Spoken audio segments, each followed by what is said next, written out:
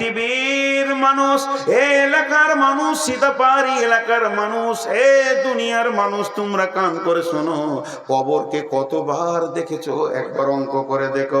এই মোর হাতে কুদাল ধরিয়া কঠিন মাটির তলে গাড়িয়া দিয়েছি কত সোনামুখ নয় চোখের জলে। জীবনে আমি কবরকে কতবার দেখেছি। আব্বাকে যেদিন দিয়েছি কবর দেখেছি, মাকে দিয়ে এলাম কবরকে দেখলাম, দাদা দাদিকে দিতে গেলাম কবরকে দেখলাম, গায়ের 20খানা মাইয়াত হয়েছে কবরকে 20 বার দেখেছি। পাড়া অত্র এলাকার কৃতি সন্তান, আজকের সভার সভাপতি, সামনে আমার দিনদার ইমানদার মুমিন ভাই সকল, পর্দা থেকে শুননেওয়ালি মুমিনা মা ও বোনেরা, প্রশংসা গুণগান গণকীর্তন স্তব স্তুতি ভালোবাসা তকদির হায়াত মওত সবকিছুর মালিক আল্লাহ, যে মহান মুনি আজকে আমাদেরকে এক মাদ্রাসা কেন্দ্রিক আয়োজিত মাহফিলে 8ই নভেম্বর 2025-এ দিবাগত রাত্রিতে অপুর ঝাড়খণ্ডের সীতাপাহাড়ের মাঠে এনে হাজির করেছেন, সেই মুনিবের দরবারে একবার শুকরিয়া করি আলহামদুলিল্লাহ। দরুদ ও সালাম বর্ষিত হোক আখিরি পয়গম্বর নবিকুল শিরোমণি ইমামুল আম্বিয়া নবী মুহাম্মদুর রাসূলুল্লাহ সাল্লাল্লাহু আলাইহি সাল্লামের উপর। আল্লাহুম্মা আমিন, আল্লাহুম্মা সাল্লি আলাইহি, আল্লাহুম্মা বারিক আলাইহি। মোহতারাম ভাইও, আজিজ ও বুজুর্গ, দোস্ত, গ্রন্থ মুকুট আল কোরআন থেকে বিক্ষিপ্তভাবে কয়েকটি আয়াত আপনাদের সামনে পরিবেশন করেছি, সেই সাথে হাদিসে নববী একটা আপনাদের সামনে পড়েছি। এই দুটিকে সামনে রেখে খুব স্বল্প সময়ে কয়েকটি কথা বলবো বলে নিয়ত করেছি। যদি আমার মাবুদ আমাকে তৌফিক দেন তো আমা তৌফিকি ইল্লা বিল্লাহি আলাইহি তাওয়াক্কালতু ওয়া ইলাইহি উনীব। শীত প্রায় চলে এসেছে, আর একদম মাঠে চারিদিকে জলাশয় জায়গা, ঠান্ডাও লাগছে। তো ইনশাআল্লাহ স্বল্প সময় ছেড়ে দেব। মা বোনেরা আপসের মধ্যে কথা বলবেন না। আমি আমার বক্তব্যের শুরুতে মাত্র একটি কথা আপনাদেরকে বলছি। যারা বসে আছেন, যদি সামনে জায়গা থাকে একটু করে আগিয়ে যান, আর যারা দাঁড়িয়ে আছেন তারা বসে যান। দাঁড়িয়ে যারা আছেন বসে যান, একটাকে দাঁড়াতে দেবো না, বসে চুপচাপ বসে যান। যেগুলো দাঁড়িয়ে আছেন বসে যান, বসে যান, এদিকে বসে। কি ব্যাপার আবু বকর, তোমার বাপ বসছে না কেন? মারবে নাকি আমাকে? পাঁয়তারা করছে, বসবে তো। তোমার বাপকে দেখি তো ভয় লাগছে বেশি, গায়ে গোশ নাই, আবার আমার সঙ্গে ঝগড়া করছে। এইদিকে আছে, এই দাঁড়াবে না একজন, এই বসো বসো। ওখানে বসবে না, ফের উঠবে তুমি, চেয়ারের পেছনে বসবে না, এদিকে বসো, এই জায়গায় বসবে। মাথা খারাপ, ঝাড়খণ্ড তো একটু তাচিক থাকবে। আমাদের দুটি কাল, একটা ইহকাল একটা পরকাল। আমি আজকে ইহকালের কিছুই বলবো না, পরকালের দিকে চলে যাব। পরকালের 3টি স্তর, 3টে ধাপ। মরার পরে আমাদের 3 জায়গা, একটা জায়গা নয়, আমাদেরকে স্থানান্তরিত করা হবে 3 জায়গায় মরার পর। প্রথমটা হলো কবর, আলামে বারজাক। দ্বিতীয়টা হলো হাসর অর্থাৎ কিয়ামতের ময়দান। তৃতীয়টা হলো জান্নাত কিংবা জাহান্নাম, দুটোর মধ্যে একটা রিজাল্ট আসবে। তো প্রথমটাই হলো কবর। কবর হচ্ছে জান্নাতের টুকরো কিংবা জাহান্নামের গর্ত। কবর হচ্ছে জান্নাত জাহান্নাম যাওয়ার সুলঙ্গ পথ, একে কবর বলা হয়েছে। কবরে সবাই যাবে না, কবরে সবাই যাবে না, কাউকে জ্বালিয়ে দেবে, পুড়িয়ে দেবে, কাউকে হাঙ্গরে খেয়ে নেবে, গুম হয়ে যাবে, কোথা হারিয়ে যাবে, মরে যাবে। কিন্তু আলামে বারজাখে সবাই যাবে। হিন্দু হলো, আলামে বারজাখটা হচ্ছে মরার পরে প্রথম জীবনটা, নাম আলামে বারজাখ। মরার পরে প্রথম সময়টা নাম আলামে বারজাখ। যে প্রশ্নটা করা হবে, তোমার রব কে, তোমার দিন কি, তোমার নবী কে, এই প্রশ্নটা পৃথিবীর 100-তে 100 মানুষকে করা হবে। তাতে মুসলিম হোক, নন মুসলিম হোক, কবরস্থ হোক, হাঙ্গরে গিলে দেখ, পচে যাক, বস্তায় বন্দি করে পুঁতে দেওয়া হোক, খালে পুঁতে দেওয়া হোক, মার্ডার করে হারিয়ে দেওয়া হোক, যে কোনো প্রান্তে যেখানেই যাবে, মরার পরে এই 3টে প্রশ্নের সম্মুখীন হবে। এর থেকে কেউ বাঁচতে পারবে না। কিয়ামতের মাঠে ওঠার পর জান্নাত জাহান্নামের সেকশন আছে, সেকশন। জান্নাতের সেকশন আছে, জাহান্নামেরও সেকশন আছে। সেকশন কি? গুনাহগার জান্নাতে যাবে না, নেককার জাহান্নামে যাবে না। তার মানে সব লোক জাহান্নাম যাবে না, সব লোক জান্নাত যাবে না। সারা পৃথিবীর চিন্তা মাথা থেকে উড়িয়ে দেন। আজকের জালসাতে যতগুলো নারী পুরুষ আমরা বসে আছি, সবগুলোই জাহান্নাম যাবে না, সবগুলোই জান্নাত যাবে না। এর মধ্যে কেউ জান্নাত, কেউ জাহান্নাম, বিভাজন হয়ে যাবে। কিন্তু কবর এমন একটা জায়গা, সবগুলোকেই আলামে বারজাখে যেতে হবে, সওয়ালের সম্মুখীন হতে হবে। তাতে সে নেককার, বদকার, নামাজি, বেনামাজি, মাতাল, চোর, লুচ্চা, লাফাঙ্গার, পরেশগার, দিনদার, তেলাওয়াত করনেওয়ালা, জিকির করনেওয়ালা, মওতের হাত থেকে যেমন রেহাই পাবে না, কবরের প্রশ্ন থেকে কেউ রেহাই পাবে না। আল্লাহ তাবারক ওয়া তাআলা একটা বলিষ্ঠ কথা বলছে, বলিষ্ঠ কথা। এটাকে খুব উচ্চ বাংলায় বলা যাবে বিড়ম্বনা। বিড়ম্বনা, বিড়ম্বনা। এই ভাষাটা, এই শব্দটা যদি কেউ বুঝতে পেরেছেন ভালো, আর নাহলে ব্যাখ্যা করব একটু, বুঝতে পারলে আরো ভালো। বিড়ম্বনা, মন চাই চাই না চাই, মন বলুক চাই না বলুক, দিল ঠিক থাক চাই না থাক, বিড়ম্বনা, ওটা তোমাকে মানতেই হবে। এর নাম বিড়ম্বনা। একটু উদাহরণ দিচ্ছি, একটু উদাহরণ দিচ্ছি, উদাহরণটা বুঝবেন। আমার আজকে মন চাইছে রাতে রুটি খাবো। আবু বকরকে বললাম আমাকে রুটি দাও, বলছে রুটি নেই। সীতা পাহাড়ায় তো রুটি নেই, মন চাইছে না তাও ভাত খেতে হচ্ছে। এর নাম বিড়ম্বনা। মন চাইছে না তাও ভাত খেতে হচ্ছে, একে বলে বিড়ম্বনা। কিন্তু এর আবার রাস্তা আছে, তোর খাবো না, উঠে চলে যাব, পাকুর রুটি খেয়ে চলে আসবো। কিন্তু কিছু জায়গায় মন না চাইলেও বিড়ম্বনা মানতে হবে। যেমন একটা বলি, আল্লাহর অনেকগুলো আছে, তার মধ্যে একটা বলছি, এই যে আমার কালো দাড়িটা সাদা হচ্ছে, আমার মন চাইছে না, কিন্তু উপায় নেই।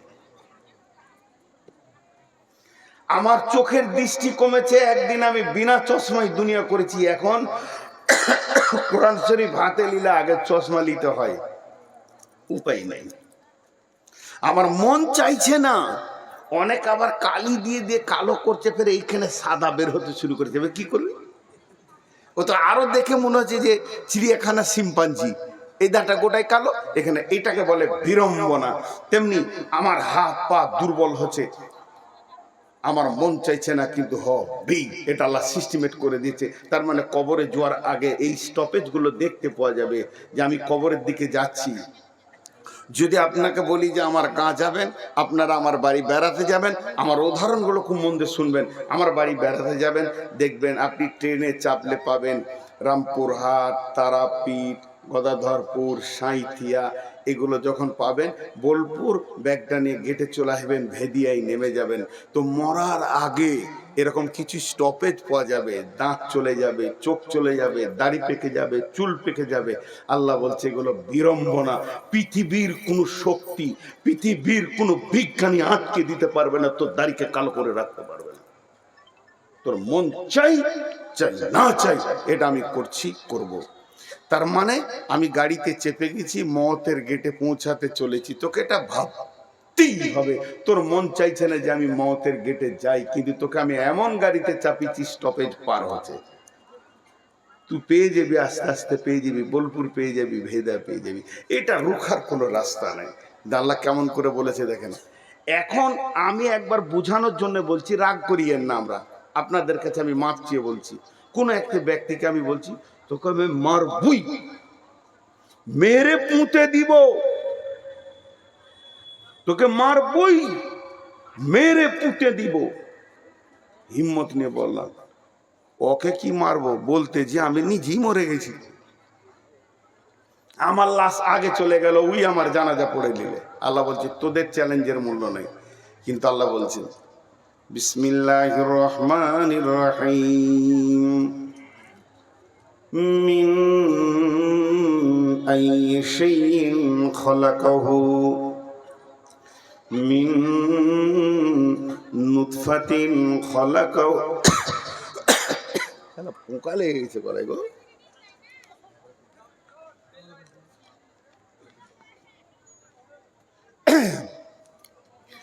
মিন আইয়ি শাইইন খলাকাহু মিন নুতফাতিন খলাকাহু ফাকাদ্দারা সুম্মা সাবিলা ইয়াসসারা সুম্মা আমাতাহু ফাআকবারা। এই জায়গাটা খালি আপনি একটু টাইম দেন, একটু টাইম দিচ্ছি। আর কথা বলার কাটিংটা দেখেন। জি, একটা বাচ্চা জন্ম নিয়েছে, সকালে জন্ম নিয়েছে, একদিন গেল, দুদিন গেল, 3 দিন গেল। আপনি ভাবছেন ছেলেটা বাড়ছে, বয়স হওয়ার বাড়ছে, সবাই বলেন বয়স হওয়ার না, বয়স কমছে। বয়স আর কমছে, বরফের মতো চু চু। ও তো 65 বছর নিয়ে এসছে, প্রতি সেকেন্ডে কমছে। আল্লাহ তাবারক ওয়া তাআলা বলছেন আবু বকর পোকা খেয়ে নিয়েছে আর গলাতে লেগে আছে, বদমাইশি করছে, তোমার জালসা করতে দিবে না ও। আল্লাহ তাবারক ওয়া তাআলা বলছেন তুই খালি একবার ভাব, আমি সবাইকে বলছি নিজে নিজে নিজে নিজে ভাববেন, কেউ কারো দিকে আঙুল তুলবেন না, আপনি আমারটা চিন্তা করবেন না, আপনারটা আমি চিন্তা করব না, শুধু চিন্তা নিজেরটা করেন। আল্লাহ বলছেন মিন আইয়ি শাইইন খলাকাহু মিন নুতফাতিন খলাকাহু ফাকাদ্দারা সুম্মা সাবিলা ইয়াসসারা সুম্মা আমাতাহু ফাআকবারা। তোকে আমি কি থেকে বানিয়েছি? মিন আইয়ি শাইইন খালাকাহু, তোকে আমি কি থেকে বানিয়েছি? মিন নুতফাতিন খালাকাহু ফাকাদ্দারা। শুধু এই দুটো কথা নিয়ে যদি কথা বলি তো রাত্রি 2টা বেজে যাবে, তার বাকি আয়াতে যাওয়া যাবে না। মিন নুতফাতিন খালাকাহু ফাকাদ্দারা, তোকে আমি বীর্য থেকে বানিয়েছি। 2 রকম বীর্য, একটা নারীর একটা পুরুষের। একটা নারীর একটা পুরুষের বীর্য থেকে তোকে আমি বানিয়েছি। আমার বানানোটা কত সূক্ষ্ম দেখ, তোকে আমি বানিয়েছি মিন আইয়ি শাইইন খালাকাহু মিন নুতফাতিন খালাকাহু ফাকাদ্দারা। সেই জিনিসটা কেমন? যে জিনিসটা দিয়ে তোকে আমি বানিয়েছি সেই জিনিসটা কেমন? কেমন? বন্ধুরা আমার, একজন অহংকারের সঙ্গে রাস্তায় হাঁটছে, আর একজন বুদ্ধিজীবী বলছে ভাইরে তোর অহংকার কিসের? তুই যে পৃথিবীতে এসেছিস কোন সোনার গেট দিয়ে তুই আসিস নাই, কোন সোনার দরজা দিয়ে তুই আসিসনি। তোর আসার জন্য তোর আল্লাহ ব্যবস্থা করেছে, একবার পুরুষের পেশাবের রাস্তা, একবার নারীর পেশাবের রাস্তা। পেশাবের রাস্তা দিয়ে তুই আইলি, তোকে এমন একটা জিনিস দিয়ে বানানো হয়েছে যেটা স্খলন যখন হয়েছে তোর মা বাপের, তাদের গোসল ফরজ হয়ে গেছে। আল্লাহ তাবারাক ওয়া তাআলা সূরা দাহরে বলছেন, হাল আতা আলাল ইনসানি হিনুম মিনাদ দাহরি লাম ইয়াকুন শাইয়াম মাযকুরা ইন্না খালাকনাল ইনসানা মিন নুতফাতিন আমসাদিন নাবতালিহি ফাজআলনাহু সামিয়াম বাসীরা। আমি আল্লাহ তোকে যে বানালাম, কিসে থেকে বানালাম শুনে নে। তোকে আমি বীর্য থেকে বানিয়েছি। আর তুই শুনেলে নিজেকে এত বড় অহংকার করিস না। ইন্নাকা হাল আতা ইলাল ইনসানি হিনুম মিনাদ দাহরি লাম ইয়াকুন শাইয়াম মাযকুরা। এখন তুই মাস্টার, এখন তুই ডাক্তার, এখন তুই ইঞ্জিনিয়ার, এখন তুই মাওলানা, এখন তুই মুফতি, এখন তোর পরিচয় সভাপতি, এখন তোর পরিচয় প্রধান বক্তা, কিন্তু তোর জীবনের একটা লম্বা টাইম পার হয়েছে, তোর ব্যাপারে তখন কেউ কিছু জানতো না। হাল্লাতা আলাল ইনসানি হিনুম মিনাদ দাহরি লাম ইয়াকুন শাইয়াম মাযকুরা। আমার বয়স এখন 54। আমার বয়স এখন 54। বুঝানোর জন্য বলছি, বয়স আমি অ্যাকুরেটই বলেছি। 55 বছর আগে আমি কোথায় ছিলাম? 1 বছর আগে বলছি, মায়ের পেটে ভ্রূণ নড়ছিলাম, 1টা বছর ওখানে নিয়েছি। 56 বছর আগে কোথায় ছিলাম? মা বাপের কাছে শুক্রাণু ডিম্বাণু হয়ে তাদের বীর্যে। 57 বছর আগে কোথায় ছিলাম? তাদের রক্তে। তাহলে 60 বছর আগে কোথায় ছিলাম? আরো 3 বছর। তাহলে খাবারের ফল ফ্রুটের ভিতরে আরো 10 বছর আগে কোথায় ছিলাম? আরো 10 বছর আগে কোথায় ছিলাম? সবাই চিন্তা করেন নিজে নিজের বয়সকে নিয়ে, 10 বছর পেছিয়ে নেন, যে চিন্তা করেন কোথায় ছিলাম। আল্লাহ বলছে, নূর মোহাম্মদ রে, তোর তকদিরটা আমি লিখেছি। তকদির আমার কে লিখেছে? আল্লাহ। পৃথিবীর সৃষ্টি হওয়ার 50,000 বছর পূর্বে তাহলে আমি ছিলাম কোথাও? তকদির যখন লেখা হয়েছে তাহলে আমি ছিলাম কোথাও? পৃথিবীর সৃষ্টি হওয়ার 50,000 বছর পূর্বে তাহলে আমি ছিলাম কোথাও? লিখছে সেই দিন আল্লাহ 2025 সালে নভেম্বরের 8 তারিখে শনিবার দিবাগত রাত্রিতে তুই সীতা পাহাড়ির মঞ্চে উঠবি। রাত 10:30টায় দেওয়ার কথা হলে কি হবে? 11টা 1-এ বায়ান শুরু করবি। পৃথিবীর সৃষ্টি 50 বছর আগে এটা লেখা হয়েছে, 50,000 বছর আগে। 50,000, তাহলে আমার বয়স কত? কয়েক কোটি বছর। আল্লাহ বলছেন, বান্দা আমার প্রাণ করি বলবো না, তোকে আমি বানাবো এটা আমি জানি, কিন্তু পৃথিবীর কেউ জানে না, তোর মা জানে না, তোর বাপ জানে না তোকে আমি বানাবো। কোন জায়গা থেকে তোকে আমি তোর মা বাপের পেটে আমি দিব। তারপরে তোর মায়ের পেট থেকে দুনিয়া মা প্রথম জানবে তোর মা যে আমার পেটে বাচ্চা এসেছে। এরপরে জানবে তোর বাপ, তোর মাকে, তোর বাপকে তোর মা বলবে, এগো আমাদের পেটে সোনা মানিক চলে এসেছে। তারপরে কেউ জানবে না। এরপরে 2 আত্মীয় জানবে, তোর মায়ের বংশ জানবে, বাপের বংশ জানবে। আমাদের নতুন মেহমান আসতে চলেছে, তারা 9 মাস 10 দিন অপেক্ষা করবে। তারপরে সন্তান পৃথিবীতে এলো। এখনো পঞ্চায়েত জানে না, স্কুল জানে না, প্রাইমারি স্কুল জানে না। খেছি, ঘুরছি, ফিরছি। যখন বয়স 4-5 বছর হয়ে গেল, আব্বা ধরে নিয়ে প্রাইমারি স্কুলে ভরে দিলে। প্রাইমারি স্কুলে হেডমাস্টার জানলে যে একটা নতুন মাল তৈরি হয়েছে, স্কুলে এলো। আস্তে আস্তে পঞ্চায়েত জানলো। যখন আমি বড় 12 বছর হয়ে গেলাম, পৃথিবীর কেউ জানে না, সীতা পাহাড়ি পাকুর এলাকার লোক আমাকে চিনে না। আমার বাপ হাত ধরে নিয়ে এসে ইসলাম করে 14 বছর বয়সে ভর্তি করে দিল। মাদ্রাসাওয়ালারা জানলো যে ভারত মানে পৃথিবীর বুকে নূর মোহাম্মদ বলে একটা ব্যক্তি আছে, পড়ছি মাথায় পাগড়ি দিল, দুনিয়া জানলো। তারপরও তো আমাকে কেউ জানে না। আস্তে আস্তে আমি বক্তা হলাম। এই বক্তা হওয়াতে এখন ঝাড়খণ্ড, বিহার, পশ্চিমবঙ্গ, নাগাল্যান্ড, সিকিম, আবার আসাম, ত্রিপুরা, মেঘালয় সবাই আমাকে জেনে নিল, বাংলাদেশ জেনে নিল। আল্লাহ বলছেন, বান্দা রে, তোর বয়স থেকে খালি মাত্র 10 বছর পেছিয়ে দে, তোকে কেউ চিনত না, আর আমি এই জায়গায় তোকে আনবো। এটা আমার প্ল্যান, পরিকল্পনা। তোকে কার পেটে দিতে হবে, কোন মেয়েটার পেটে যাবি, তারপরে তুই মাদ্রাসায় ঢুকবি, আলেম হবি, মৌলানা হবি, বক্তা হবি। হাল আতা আলাল ইনসানি হিনুম মিনাদ দাহরি লাম ইয়াকুন শাইয়াম মাযকুরা। তোর কোনো জিকির ছিল না, তোর নামের কোনো কাজ ছিল না, কিন্তু আমি আল্লাহ ধীরে ধীরে তোকে নিয়ে আসলাম। এটা আমার আল্লাহর কুদরত। এরপরে তোকে আমি গোটা বডিটা দিয়েছি। এই বডি থেকে কিস্তি শুরু করব। একদিন তোর চোখ নিব, একদিন তোর হাত নিব, একদিন তোর কিডনিটা নিব। নিতে তোর দাঁতের পেনিয়ামগুলো একটা করে খুলতে শুরু করব। খুলতে শেষ কিস্তিতে তোর জানটাকে নিয়ে নিব। ওটাই আল্লাহ বলছেন, মিন আইয়িন খালাকাহু মিন নুতফাতিন খালাকাহু ফাকাদ্দারা সুম্মা সাবিলা ইয়াসরা। তোকে দুটা নুতফা থেকে বানালাম, সুন্দর চেহারা দিলাম। এরপরে তোর মায়ের যে রাস্তাটা, বিরাট বড় একটা কোম্পানির গেটের মতো দরজা খুলে তুই বেরিয়ে এসছিস না, তোর মাকে প্রসব যন্ত্রণা সহ্য করতে হয়েছে। অত সংকীর্ণ রাস্তাকে তোর জন্য আমি আসান করে দিলাম। সুম্মা সাবিলা ইয়াসরা। তারপরে তুই পৃথিবীতে এলি।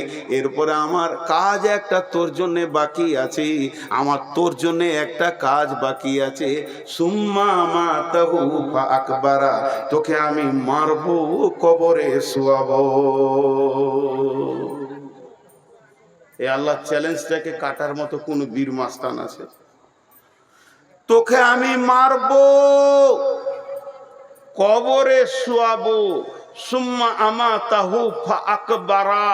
তুই যত বড় মাস্তান হ, আর যত বড় তুই হিরো হ, আর যতগুলো তুই মার্ডার করে থাক, এলাকার হিরো বেনে থাক, তোকে আমি মারবো আর কবরে শোয়াবো। এটা তুই জেনে রাখ।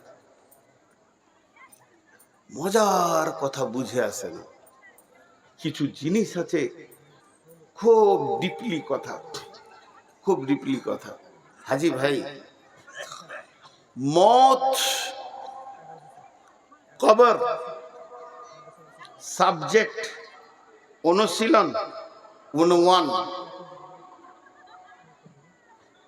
মত আর কবর, এই দুটি জিনিস মানুষের বিবেকের দরজা খোলার জন্য যথেষ্ট। এটা একটা সাবজেক্ট, এটা একটা বিষয়, এটা একটা অনুমান। একটা লোক লেখাপড়া করতে পারেনি, ওকে কবর দেখাও কিছু বুঝবে।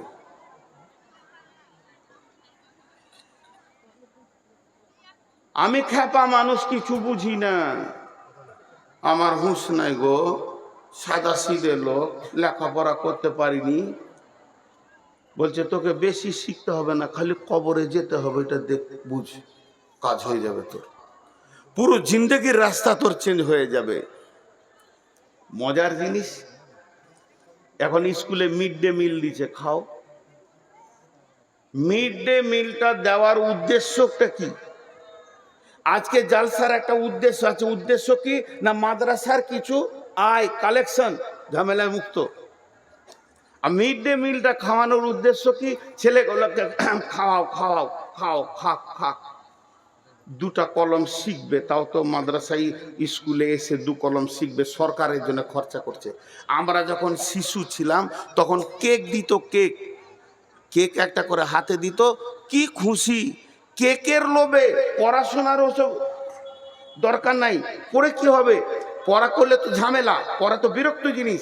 ছোট শিশু কিছু বুঝি না, কেকটার লোভে টাইমে গোসল করছি, স্কুল যেতে হবে, মনে হচ্ছে যেন অফিসার খুব ব্যস্ত, স্কুল যাবে। লোভটা হচ্ছে কেক পাবো। এই লোভটা দিল কেন? এই লোভে আমার দেশের নাগরিক স্কুলে ঢুকে যাক, আর তারা যেন নিরক্ষর না থাকে, স্বাক্ষর হয়ে যাক, তারা আমার দেশকে ভবিষ্যতে চালাবে। এই ছেলেগুলো আমরা চলে গেলে তার জন্য। আর আল্লাহ রসুল লোভ দিচ্ছেন, আল্লাহ রসুল লোভ দিয়ে ডাকছেন এমনি এমনি করে, আমাদেরকে ললকাইছে, আয় আয়। সাদা ভাষা বলে দিলাম আপনাদের দেশে, ললকাইছে আয়। কিসের লোভ? বিশ্বনবী বলছেন যদি কোনো লোক মারা গেছে, মরতা লোকটার জন্য বলছে না, যে লোকটা জীবিত আছে ওর জন্য বলছে। তুই যদি ওর জানা যায় গিয়ে খালি হাজরিটা দিয়ে দিস, তোর আমল নামাতে এক কিরাত নেকি লেখা হবে, একটা উহুদ পাহাড়ের সমান নেকি লেখা হবে। আর যদি দাফন কাফন কমপ্লিট করে তুই আসিস জানাজা থেকে নিয়ে, তাহলে তোকে কিরাত তাইন দেওয়া হবে, 2টা উহুদ পাহাড়ের সমান তোকে নেকি দেওয়া হবে। এই 2টি নেকি তুই পাবি। এবার মরে গেছে কে? সীতা পাহাড়িতে মরে গেছে হাজী আব্দুল সালাম। আমি বলছি ইসলাম বলতে চল চল চল নেকি পেয়ে যাব। পাকুরওয়ালারা বলছে চল চল চল নেকি পেয়ে যাব। বৈষ্ণবডাঙ্গা বলছে চল চল চল নেকির লোভে চলে আসে। চারিদিক থেকে নেকির লোভে ভিড় হচ্ছে। এই লোভটা কেন রসুল দিলেন? ওই মুর্দাটা জানা যায় আসলে আমি নেকি পাবো। ও জান্নাতি হতে পারে, জাহান্নামী হতে পারে। হাদিসে যদি বলে দিত জাহান্নামীদের জানাজা পড়লে নেকি পাবি না, জান্নাতীদের পড়লে পাবি, তাহলে আবার ভেজাল ছিল, ওটা জানতে হতো জাহান্নাম গেল না জান্নাত গেল। রঘু বলছে ওদিকে ভেজালে তুই মাথা ভরবি না, ওদিকে তুই তাকাবি না। এটা মুসলমান মাইয়াত, মুসলমান মাইয়াত, বেনামাজি নয়, কালেমাওয়ালা নামাজি আলা মাইয়াত মরেছে, জানাজায় তুই দাঁড়িয়ে যা, তোর আমল নামাতে নেকি দিয়া হবি। লে ভেজাল। একটা লোক মরেছে সীতা পাহাড়ি থেকে, হিরণপুর থেকে 5 জন চলে এসছে, চ নেকি লুটে নিব, আখেরাতে নেকি হবে রে। লে মজা। ওরা 5 জন এসেছে, 5 দুগুণে 10 উহুদ পাহাড়িকে নিয়ে চলে গেল। ওই মুর্দা ব্যক্তিটার কি লাভ হলো? আমার প্রশ্ন, মুর্দা ব্যক্তিটার কি লাভ হলো? ও লাভের মাঝি নাই। নেকি করেছে তো ভালো, আর গুনাহ করেছে তো ভালো, যা করেছে ও বুঝবে। যদি আল্লাহ রসুল একবার বলে দিত জানাজাতে যতগুলো লোক আসবে, প্রত্যেকটি লোকের মাথা পিছু একটা লোকের 1 কিরাত করে নেকি, বা একটা করে নেকি কি 1 উহুদ পাহাড় করে নেকি ওই মুর্দাকে দেওয়া হবে, তাহলে আমি তো আমার বাপের মরার সময় ভাড়া করে লোক নিয়ে আসতাম, যে আমার বাপ 10-50 কোটি নেকি নিয়ে চলে যায়। কিন্তু যে যাবে জীবিত পাবে, লোভ দেখাইছে জীবিতকে। আবার দেখেন জানাজার নামাজ, আল্লাহু আকবার, আল্লাহুম্মা গফির লি হাইয়িনা ওয়া মাইতিনা ওয়া শাহিদিনা ওয়া গায়বিনা ওয়া সাগীরিনা ওয়া কাবীরিনা ওয়া যাকারিনা ওয়া উনসানা। 8 বার বললাম, আর আছে, আমি 8টার কথা বলছি আরেকবার। আল্লাহুম্মা গফির লি হাইয়িনা ওয়া মাইতিনা ওয়া শাহিদিনা ওয়া গায়বিনা ওয়া সাগীরিনা ওয়া কাবীরিনা ওয়া যাকারিনা ওয়া উনসানা। আল্লাহুম্মা মান আহইয়াইতাহু মিন্না ফাহি আলাল ইসলাম ওয়া মান তাওফাইতাহু মিন্না ফাতাওয়াফাহু আলাল ঈমান। টোটাল 10টা কথা বললাম, আর 2টো শব্দ আছে, এখন আমি বলছি না। এই 10টার মধ্যে 10টা শব্দ, হে আল্লাহ তুমি মাফ করো জীবিতদেরকে, মাফ করো মৃত্যুকে, মাফ করো যে যে হাজির আছে, মাফ করো যে গায়েব আছে, মাফ করো যে ছোট আছে, মাফ করো যে বড় আছে, ক্ষমা করো নারীকে, ক্ষমা করো পুরুষকে, আর আমাদেরকে ইসলামের ওপরে জীবিত রাখো, ইমানের সঙ্গে মত দাও, ইমানের সঙ্গে মত দাও। তাহলে মুর্দার জন্য কোন দেওয়াটা হলো? সব তো জীবিতদের জন্য হলো। 10টার মধ্যে 9টা হলো জীবিতদের জন্য দোয়া, আর একটা হলো মুর্দার জন্য, যাকে সামনে রেখে জানাজা পড়ছি। আল্লাহুম্মা গফির লি হাইয়িনা ওয়া মাইতিনা 1 বার হলো, আর 9 বার হলো জীবিতদের। তাহলে জানাজাতে জীবিতদের এত লাভ, আবার 2 পাহাড় নেকি, দোয়া গলা জীবিতরা লুটে নিয়ে চলে গেল, কিন্তু যে মরেছে ওর জন্য খালি 1 বার বলা হলো। তাহলে লাভটা মৃত্যু ব্যক্তির তো বেশি হলো না, বেশি হলো জীবিতদের। কারণ কি? কারণ কি?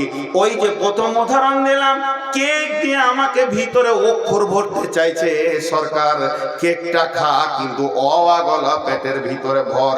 এখনকার মিড ডে মিলটা দেওয়ার উদ্দেশ্য পেটের ভিতরে তুই অক্ষরটা ভর। তেমনি আল্লাহ তাবারক ওয়া তাআলা রাসূল জীবিতদেরকে এত লাভ দিলেন কেন? যে তুই আয় আর মুর্দা ব্যক্তিকে দুই চোখে দেখ, দেখলে পরে তোর বিবেকের দরজা খুলে যাবে, জ্ঞানের দরজা খুলে যাবে। যে জ্ঞানটা কোনো primary school, high school, college, university দিতে পারবে না। সারা পৃথিবীর যত বিদ্যালয় আছে এই জ্ঞানটা কেউ দিতে পারবে না। যে জ্ঞানটা জানাজা দিবে সেটা কি? একটা মৃত্যু ব্যক্তি, একটা জীবিত ব্যক্তি কিভাবে মরে গিয়ে মা বাপ, ভাই বোন, স্ত্রী, ছেলে, কন্যা, পুত্র, মাল সম্পদ সব বাঁধন কেটে কেটে কিভাবে ধীরে ধীরে নিজের কবরে চলে গেল, এই দৃশ্যটা তুই একবার দেখে আয়। আল্লাহ রসুল বলতে চাইছে, ও আমার উম্মতের দল, লোকটা এখনই জীবিত ছিল, চায়ের দোকানে বসেছিল, এখনই মরে গেল। ওই লোকটার দিকে তুই তাকিয়ে দেখ, ওই লোকটা এখনই জীবিত ছিল। লোক বলবে আমার সঙ্গে কথা বলছে, গতকালকে আমার সঙ্গে কথা বলেছে, গত পরশু দিন একসঙ্গে পাকড় গিয়েছিলাম। সেই লোকটা জীবিত, লোকটা মৃত্যু হয়ে সমস্ত পৃথিবীর মায়ার বাঁধন কেটে স্বামী, স্ত্রী, ছেলে, মেয়ে, বিবি, বাল বাচ্চা, জমি জায়গা, নাতি পোতা, মাল সম্পদ, বাড়ি ঘর গাড়ি, সব সম্পদের মায়া কেটে ধীরে ধীরে কি করে কবরে ঢুকলো। এই দৃশ্যটা তুই যখন দেখবি তোর তখন বিবেকের দরজা খুলে যাবে মন, আর পৃথিবীতে পাগল হয়ে থাকবো না। এখন আমাকে কবরের পুঁজি তৈরি করতে হবে। এই ছেলে বস, আবার মোবাইল এনে থাকছে বলবার। ছোট ছেলের হাতে অ্যান্ড্রয়েড ফোন, অবাক লাগছে। তোমার পায়ে বসার ফোল্ডিং নাই, রোগা আছো, চেয়ার দেবো, বেয়াদবের মতো দাঁড়িয়ে আছে, ফের বসেছে হাগা মারবে, খানিক পরেই উঠবে, দিক কেটে পড়বে। আমি যেটা বুঝাতে চালাম সেটা পারলাম কিনা একবার জিজ্ঞেস করছি। জানা যাতে এত লোভ দিয়ে ডাকা হচ্ছে এই জন্যই, তুমি একটা জীবিত ব্যক্তি মৃত হয়ে কি করে পৃথিবীর সম্পদ আত্মীয়র বাঁধন কেটে কবরে ঢুকলো ওইটা দেখো। ওইটা দেখলে তুমি মসজিদের দরজাটা খুঁজে পাবে, তুমি মসজিদের দরজাটা খুঁজে পাবে। তোমার মাস্তানি থেকে তুমি ঘুরে আর লাফাঙ্গাকিরি করবে না, এখন তুমি রাস্তা খুঁজে পাবে। মৃত্যু ব্যক্তিকে কবরে জোয়া দেখার পর, মৃত্যু ব্যক্তিকে কবরে জোয়া দেখার পর একটা জীবিত ব্যক্তি মরে কি করে কবরে ঢুকলো, এই দৃশ্যটা দেখার পর কোনো জীবিত ব্যক্তির যদি বিবেকের হুঁড় কাটা না খুলে, বিবেকের দরজাটা না খুলে, এখনো যদি মসজিদ খুঁজে না পাই ওই দৃশ্য দেখার পর, তাহলে ওকে পৃথিবীর কোনো মৌলানার, মুফতি আর মাদ্রাসা নাই যে ওকে হেদায়েত দিয়ে দেয়। ওয়ার সিল মরে গেছে, এই পায়ে ফোল্ডিং নেই, দুটাকে বসাচ্ছি, দুটা দাঁড়িয়ে থাকছে, চেয়ারটা দিব নাকি, আমি নিচে বসবো কেন রে বাপ? এসে দাঁড়িয়ে থাকছেন কেন? ওটা কি সুন্নতে মুআক্কাদা?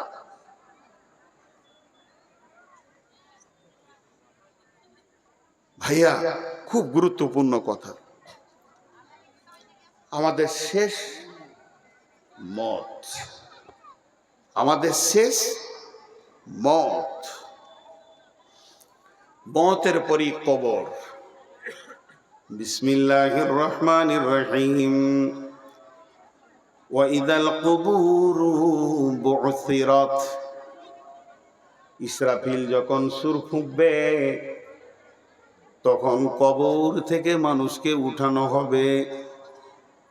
আবার সূরা আদিয়াতে বলছেন, আফালা ইয়ালামু ইযা বু'থিরা মা ফিল কুবুর। তুমি কি জানো না কবরের ভিতরে কে আছে লুকায়িত, তাকে তোলা হবে।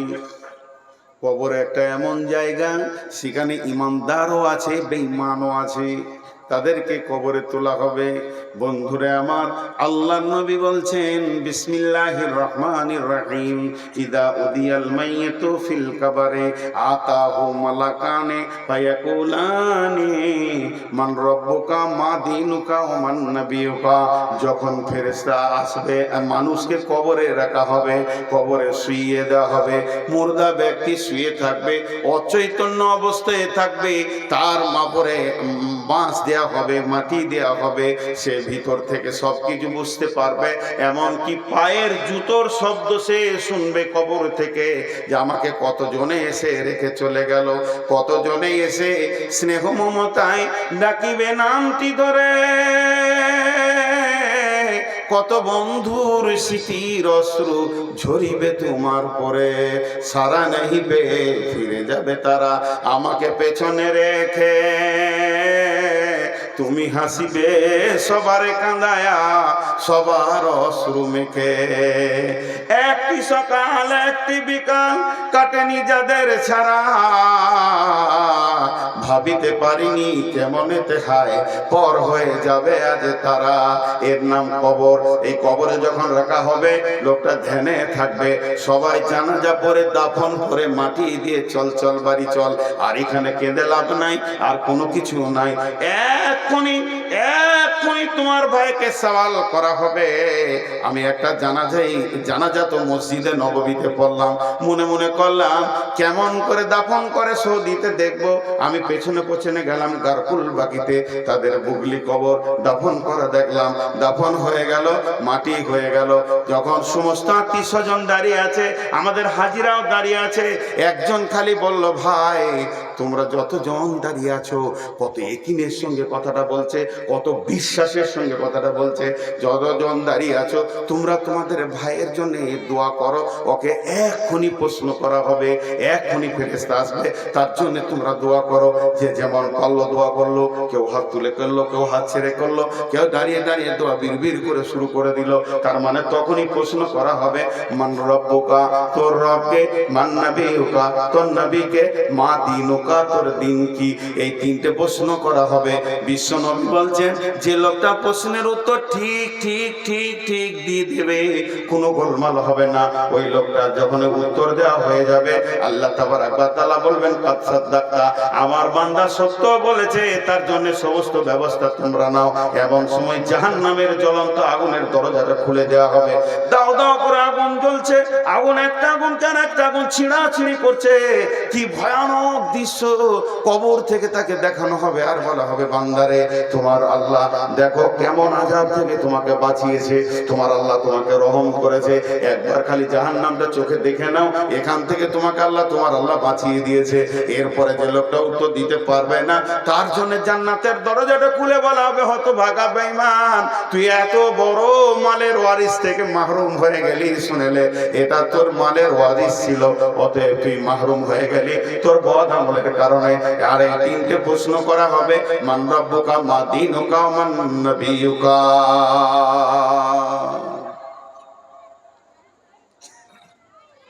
কবর এমন একটা জিনিস যে মানুষের সমস্ত চেতনার দরজা খুলে দেয়। কবর এমন একটা জায়গা,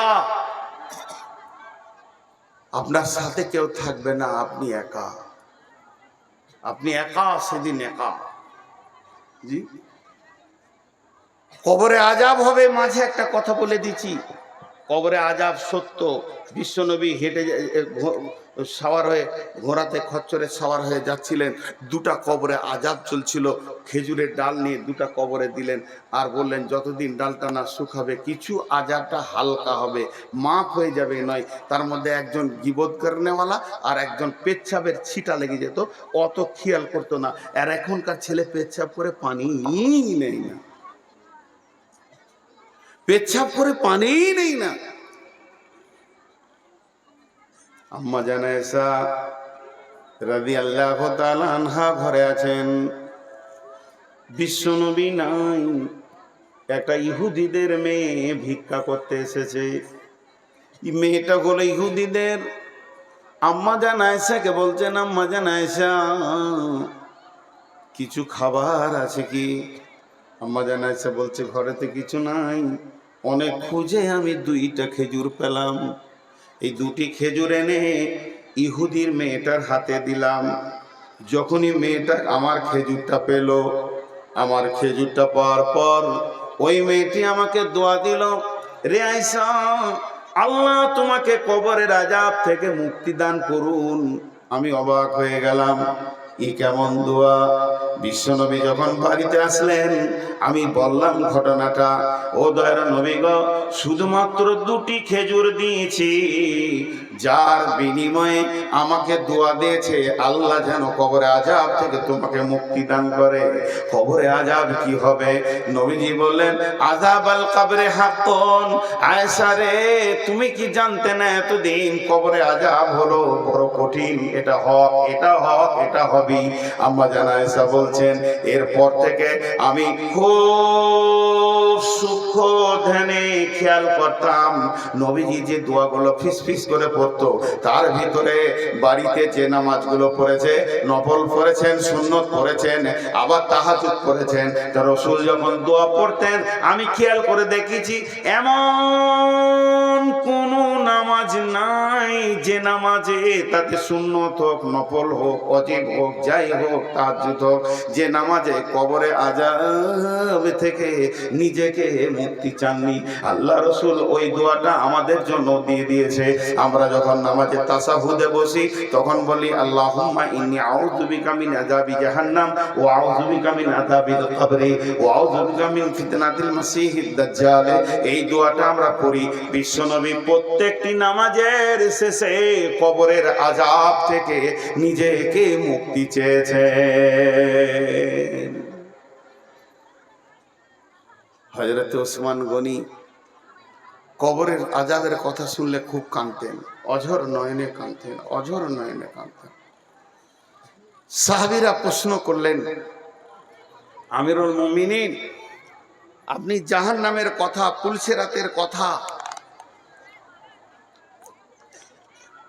তারপরে জাহান্নামের আগুনের কথা, কঠিন আযাবের কথা শুনে যত না কাঁদেন, কবরের আযাবের কথা শুনে কেন বেশি কাঁদেন? হযরত ওসমান গনি বলেছিলেন, আখিরাতের প্রথম ধাপ হলো কবর। যে কবর থেকে বেঁচে যাবে সব জায়গায় বেঁচে যাবে, বিশ্বনবী বলেছেন। এর জন্য আমি কবরের কথা শুনলে বেশি কাঁদি। আমাদের ঈমান কত দুর্বল! এই কথাগুলো বলতে গেলে মনে হয় যেন নিজেকে খারাপ লাগছে, বলা ছেড়ে দিয়েছি। আগে খুব বলতাম, যখন ছেলে মানুষ ছিলাম, বয়স হয়নি, হাসির কথা বায়নে বলে দিয়েছি, এখন বলতে কষ্ট হয়। এটা তো হাসির মজলিস নয়, এটা কাঁদার মজলিস। এখন বয়স হয়েছে, অনুশোচনা এসেছে। এক যুগে অনুশোচনা ছিল না, তোলপাড় করার নিয়তে মানে সূচনা ছিল যে বায়নে তোলপাড় করবো। কিন্তু জি না ভাই, তো বলতে বাধ্য হচ্ছে, আমার মন চাইছে না। এখনকার গোরস্থানে যান, একটা লাশকে কবরে রাখছে, লাশকে শোয়ানো হচ্ছে, বিসমিল্লাহি ওয়ালা মিল্লাতি রাসূলুল্লাহ সাল্লাল্লাহু আলাইহি সাল্লাম, রাসূলুল্লাহ সাল্লাল্লাহু আলাইহি সাল্লাম পড়ছি, তাকে রাখা হচ্ছে। মাইয়াতকে বলা হচ্ছে, তুমি এতদিন সিপিএম ছিলে, তৃণমূল ছিলে, কংগ্রেস ছিলে, এসোসিয়াই ছিলে, তুমি মোর্চা পার্টি ছিলে, আর কি পার্টি ছিলে, আর কি পার্টি ছিলে, সব লাত মেরে দাও। তুমি হানফি ছিলে, সাফি ছিলে, মালিকি, হাম্বলি, শিয়া, সুন্নি, কাদরানি, চিশতিয়ানি, নকশবন্দি, তোমার হাজারকে লাত মেরে ছেড়ে দাও। এখন তোমাকে শোয়ানো হচ্ছে মিল্লাতে রসুলের উপরে, তুমি নবী মুহাম্মদের উম্মতের রুলসে তোমাকে শোয়ানো হচ্ছে, তোমার হুঁশিয়ারিতে তুমি কাজ করো। এইটা দৃশ্য চলছে। আর ওই কবরের বাঁধে যে দাঁড়িয়ে আছে মাটি দিবে, ও আর একজনের সঙ্গে ইয়ারকি মারছে, হাসছে, হো হো হো করে হাসছে। এই দৃশ্য দেখেছেন? মাটি দিতে যে হাসা, আমাকে অবাক লাগে ওই লোকগুলো। আমি অনেক জায়গায় বলেছি, পাকুড়ে গিয়ে দেখবেন সকালবেলা একটা খাসিকে জবাই করে ওকে উল্টা দিকে ট্যাং করে ছুড়িয়ে দিয়ে ওর চামড়াকে খালিয়ে দিয়ে অর্ধেক মাংস কেটে নিয়েছে, নাড়ি ভুড়ি ঝুলছে, খরিদ্দারকে দেখাচ্ছে স্পেশাল মাল নিবি তাই। তিনটে ফের বাঁধা আছে। আর ওই সময় যে একজন বলছে আমার বাড়িতে মেহমান আসবে, 17 কেজি মাংস লাগবে, হবে, এমনি তিনটের দিকে তাকিয়ে বলছে হয়ে যাবে ভাই, হয়ে যাবে। কতক্ষণ সময় লাগবে? বলছে 20 মিনিটে বানিয়ে দিচ্ছি। তখন বলছে আমি হাটে থেকে আসি, বানাও। ওই অবস্থায় ওই তিনজনাতে আমের পাত খেছে, কাঁঠালের পাত খেছে আর হুড়াহুড়ি করছে। ওরা জানে একটা সাইড হচ্ছে আর তিনজনাতে হুড়াহুড়ি করছে। পশু, এর পশু, এর পশু, পশু বলে এটা সম্ভব। ওর অনুসূচনা জ্ঞানটা নাই, ভবিষ্যৎ বুঝে না।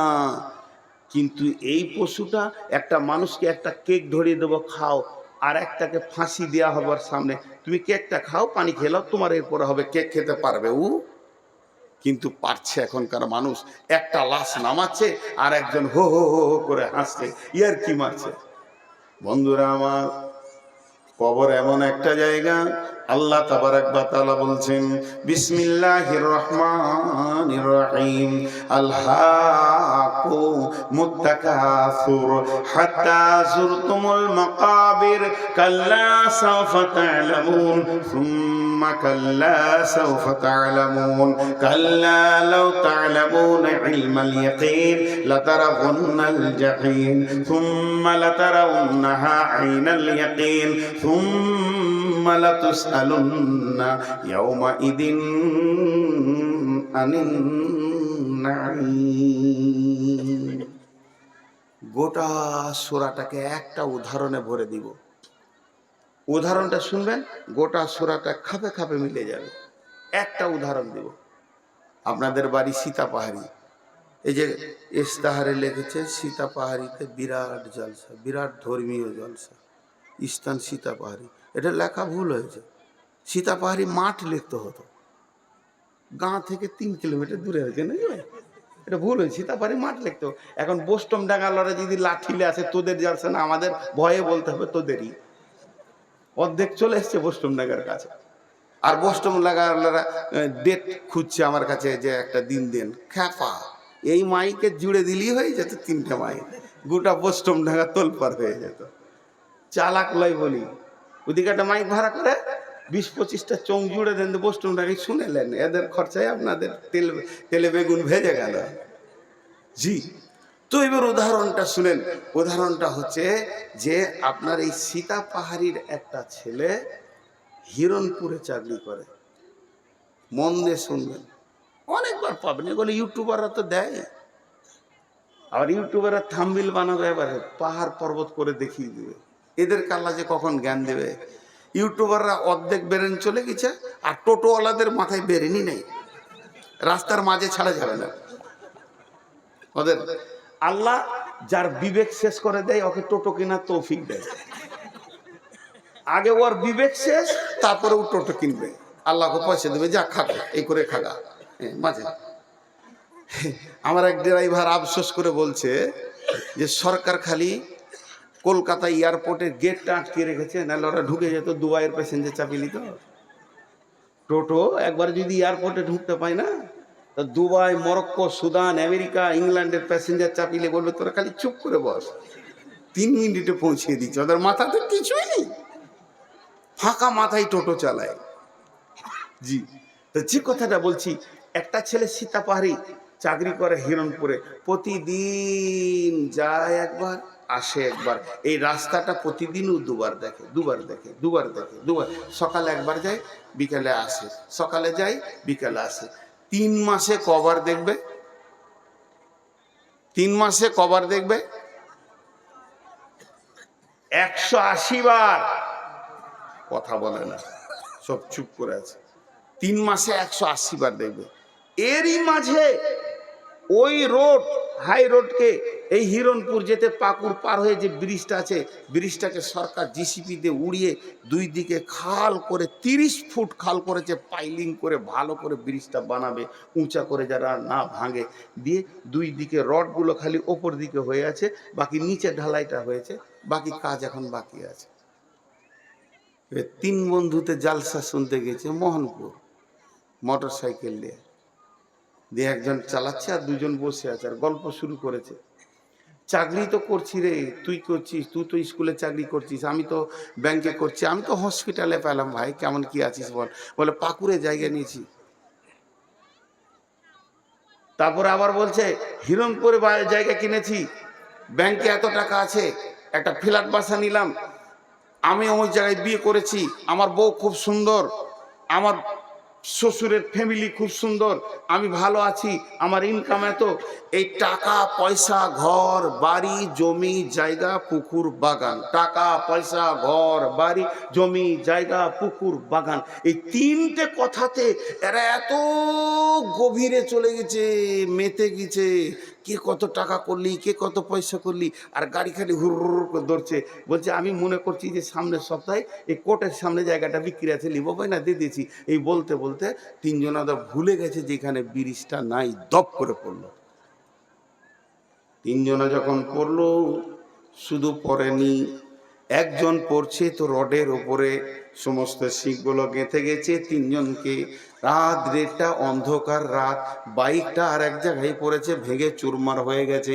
তারা ওখানে রক্তস্খলন শুরু হয়ে গেছে, রক্ত বেরোতে বেরোতে বেরোতে বেরোতে তিনজন মরছে, একে অপরকে দেখছে, কেউ কারো সাহায্য করতে পারছে না। ওই রাতে আর কেউ নাই রাস্তাতে, তিনজন মরে গেল। তাদের দুনিয়ার চিন্তাটা এত বেশি ছিল, এই খালটাকে তারা ভুলে গেছিল।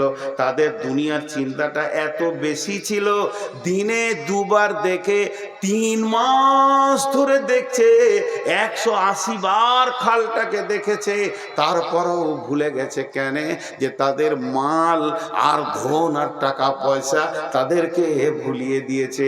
যে ছেলেটা প্রতিদিন দুবার দেখে, ওই আবার গাড়িটা চালাতে গিয়ে তিনজন মারা গেল। লাভ হলো না, লাভ হলো না, লাভ হলো না, লাভ হলো না। তাদের ওই দেখাটাও লাভ হলো না, তাদের অ্যাক্সিডেন্টের পরে আর বাঁচে উঠতে পারলো না, সেটাও লাভ হলো না। আল্লাহ তাবারাক ওয়া তাআলা বলছেন আল্লাহু মুত্তাকাসুর হাত্তা যুরতুমুল মাকাবির। হে পৃথিবীর মানুষ, হে এলাকার মানুষ, সীতাপাড়ি এলাকার মানুষ, হে দুনিয়ার মানুষ, তোমরা কান করে শোনো। কবরকে কতবার দেখেছো একবার অঙ্ক করে দেখো। এই মোর হাতে কুদাল ধরিয়া কঠিন মাটির তলে গাড়িয়া দিয়েছি কত সোনামুখ নয় চোখের জলে। জীবনে আমি কবরকে কতবার দেখেছি। আব্বাকে যেদিন দিয়েছি কবর দেখেছি, মাকে দিয়ে এলাম কবরকে দেখলাম, দাদা দাদিকে দিতে গেলাম কবরকে দেখলাম, গায়ের 20খানা মাইয়াত হয়েছে কবরকে 20 বার দেখেছি, পাড়া আত্মীয় স্বজন নিয়ে আরো 80 বার আমি জানাজা পড়েছি। আমার জীবনে 200টা জানাজা পড়ে নিলাম, কবরকে 200 বার দেখলাম। কিন্তু আমার মাল, আমার জমি, আমার টাকা কবর মাথাতেই উড়ে গেছে। কবরে যে আমাকে যেতে হবে এটাই আমি ভুলে গেছি। কিন্তু আজরাইল যেদিন এসে মোলাকাত বলছে তৈরি হও বন্ধু, এতদিন লোকের দেখেছো, এবার তুমি নিজে ঢুকবে, তৈরি হও। আল্লাহকুমুত তাকাসুর হাত্তা যুরতুমুল মাকাবির। ধুপ করে কবরে যেয়ে শুয়ে গেল। তাহলে কবরে প্রথমবার শুই নাই। আমি একটা ছেলেকে বলছি এ বেয়াদবি করবি না। একবার বললাম, 2 বার বললাম, 3 বার বললাম, 4 বার বললাম, 20 বার বললাম, 50 বার বললাম, আমার গাড়িটা লাগবি না, আমার গাড়িটা লাগবি না, আমার গাড়িটা লাগবি না, 80 বার বললাম। এরপরে কানে একটা পড়াত করে মেরে দিলাম। আপনি হাতটা ধরে বলছেন ছেলেটা মারছেন কেন, কি করেছে? তুমি কি জানো না ওকে আমি 80 বার বলেছি? এটা কি তোমার খেয়াল নাই? আল্লাহ বলছে তোকে কি আমি হঠাৎ টেনে নিয়েছি নাকি? তোকে আমি হঠাৎ কবরে ভরেছি? এটা কোনোদিন বলবি না। অঙ্ক করে দেখা, তোকে যখন জীবিত ছিলি তোকে কতবার আমি কবর দেখিয়েছি।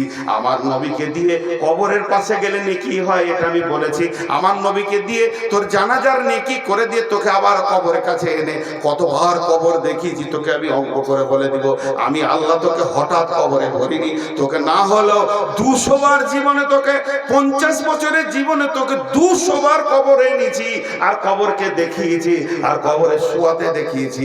এইটা দেখার পরও তোর দরজাটা তালা মারা ছিল, তোর বিবেকের দরজা খুলছিল না, তোর মিজাজ মসজিদের দরজার দিকে দিচ্ছে না, তোর মিজাজ রোজার দিকে দিচ্ছে না, তোর মিজাজ তাস লুডু দাবা জুয়া সুদ লুচ্চালা ফাঙ্গারি ছাড়ছে না, তোর মিজাজ পর্দা হতে বলছে না, বেপর্দা হয়ে ঘুরছে, আমার তো দোষ নাই, তোকে আমি প্রথম কবরে আনি নাই। এরপরে তুই কবরে আসবি, তখন নিজের চোখে আযাব দেখবি। সাদ বিন আক্কাস রাদিয়াল্লাহু তাআলা আনহু, যার জানাজায় 70,000 ফেরেশতা এসেছিল, তার কবরে পিসানি হয়েছে। আম্মা জান ফাতেমা কবরের ভয়ে কেঁদেছেন, আম্মা জান আয়েশা কবরের ভয়ে কেঁদেছেন, আম্মা জান খাদিজা কবরের ভয়ে কেঁদেছেন। সাহাবীরা সারা রাত্রে ডুকরে ডুকরে কেঁদেছেন। হযরত উমরের মতো লোক কবরের ভয়ে কেঁদেছে। তোদের মধ্যে ভয় নাই, তুই যে বলবি আমাকে আল্লাহ হঠাৎ নিয়ে এসেছে, এ কথা তোর আমি শুনবো না। কিন্তু কবরে যাওয়ার পর কাল্লা সাওফা তা'লামুন, সেই দিন বিবেকের দরজা খুলবে। লাভ হবে না, লাভ হবে না, লাভ হবে না। অ্যাক্সিডেন্ট হয়ে পড়ে গেলি, এইবার মনে পড়েছে খাল ছিল, লাভ হচ্ছে না, মূর্তি হচ্ছে। সুম্মা কাল্লা সাওফা তা'লামুন কাল্লা লাউ তা'লামুনা ইলমাল ইয়াকিন, এখন তোর ইয়াকিন বেড়ে যাবে, বিশ্বাস বেড়ে যাবে। লাতারাবুন্নাল জাহিন, তুই দেখবি জাহান্নামকে দুই চোখে, আযাব তোকে টিপে ধরছে। জাহান্নাম থেকে হুর হুর করে তোর কাছে আগুন আসছে, সাপ বিছুতে ডাঁস মারছে, একবার মারছে 70 গজ মাটির নিচে করে দেবে, আবার নখ দিয়ে টেনে তুলবে। ওই বিষ এত যাতনা, যদি আল্লাহ ওদেরকে পৃথিবীতে একটা বিষ দেওয়ার ক্ষমতা দিত, সবুজ আলো দেখতে পেতে না। সেই তোকে কষ্টগুলো চলছে, তোগুলো দেখবি দেখবি দেখবি, কোনো কাজ হবে না। তোকে বহুবার কবর দেখিয়ে তোর বিবেকের দরজাটা হুড়কা লেগেছিল, খুলে দিতে পারিনি রে বান্দা, এর নাম কবর। আবু বকর বুড়াকার কত বকাবে? 12টা বেজে গেছে। না না না, আমার 12টা বেজেছে, ঘড়ির 12টা বাজবে, ওটা আমি কেন বলবো? জি, একটা গল্প শোনাই, রাতে তো কাহানি শোনাই সবাই। ওদের 4 জন পালালো, ওরা 4 জন বলছে তোর 12টা বাজলো না, বললো আমাদের বেজেছে, তুই থাক আর তোর বাপ থাকুক।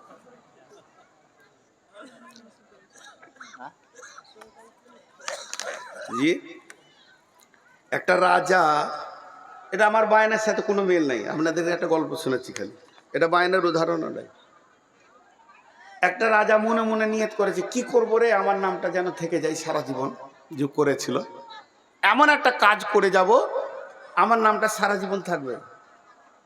নিয়ত করেছে দুধের পুকুর করবে, একটা বড় পুকুর বানাবে, তো দুধের, আর সারা চারিদিকে ইউটিউবাররা যে বলবে অমুক রাজা দুধের পুকুর করেছে, সারা জীবন নাম থেকে যাবে।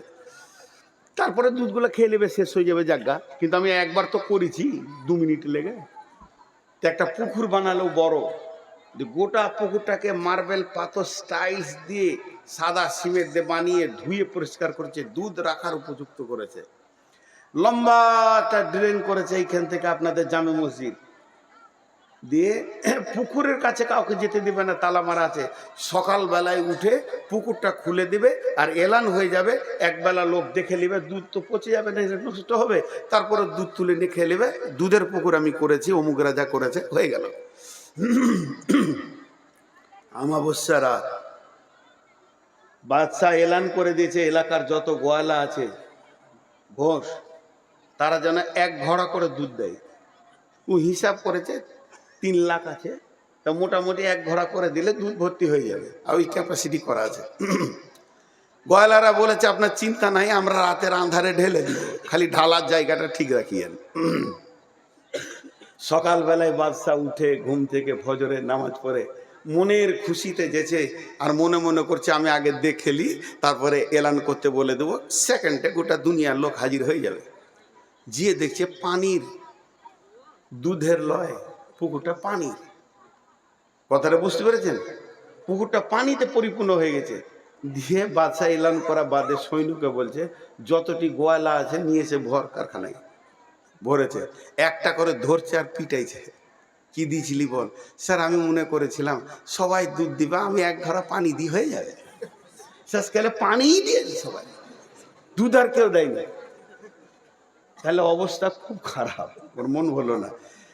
এই যে আমার অসুখ, খালি পেটে 380 সুগার, ভরা পেটে 375, ডাক্তার বলছে খবরদার রাত জেগেন না, 12টার পরে শুয়ে যান। সব জলসালারা বলছে খালি আজকেই দেন। বুঝতে পারছেন কিনা? আমার কিন্তু ফাঁকা পড়ছে না। গতকাল কালারা বলছে আজকে 3টা দেন, কালকা থেকে দেবেন না। আর 2টো রসগোল্লা দিয়ে বলছে আজকে খান। আমাদের এখানকার ভালো ওষুধ রসগোল্লা এলাকায়। আর যদি কোনো ডাক্তার বসে থাকছে কক ফক গাছগাছরা, ও ওষুধ নিয়েছে সকালে হাজির, এতে সুগারের ওষুধ এতগুলো হাজির হয়ে গেছে। কার খাবো আর কার খাবো না, সবাই আমার শরীরের ওপর দিয়ে এক্সপিরিয়েন্স চালাইছে আর কি, দেখি একে যদি ভালো করতে পারি। তো ভাইরা আমার, কষ্ট তো কষ্টই। তো আমি আর আপনাদেরকে বেশি বিরক্ত করবো না, কিছুক্ষণ চালাচ্ছি, ছেড়ে দিচ্ছি না। হালকা সময় থাকবো, আপনারা হালকা সময় থাকেন, একসাথে দোয়া পরে ভাঙবো ইনশাল্লাহ। তা আমি এতক্ষণ যেটা আপনাদের সামনে বক্তব্য রাখছি, এটা একটা বিষয়, তার নাম হলো কবর। কবর থেকে বড় হুঁশিয়ার।